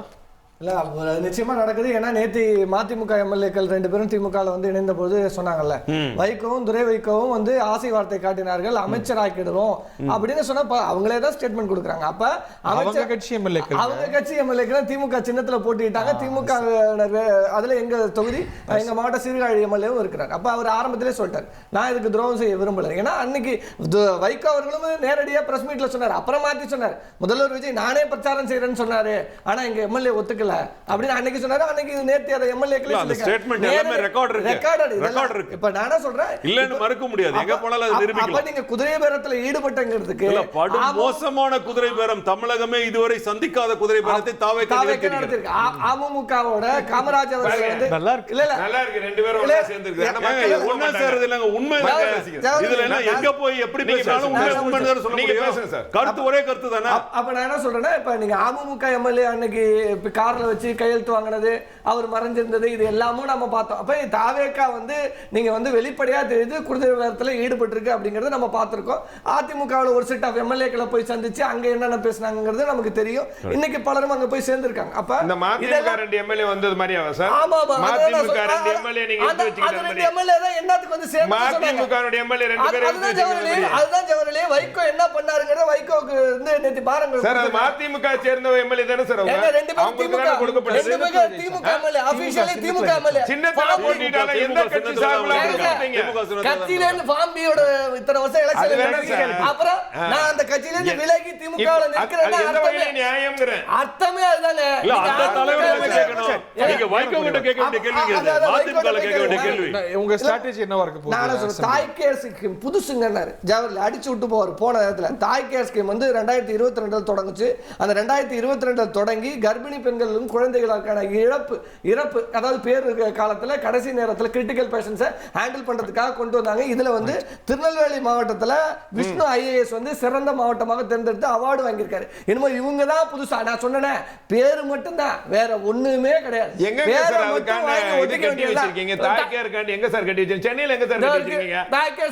தாய் கேர் காண்டி சென்னையில எங்க சார் கட்டி வச்சிருக்கீங்க? அப்ப இதை சொல்றீங்களா எங்க சார் கட்டி வச்சிருக்கீங்க? சொல்லுங்க சார். பெண்களுக்கு அதிமுக கொடுத்த சலுகை மாதிரி எந்த கட்சியிலும் கொடுக்கல.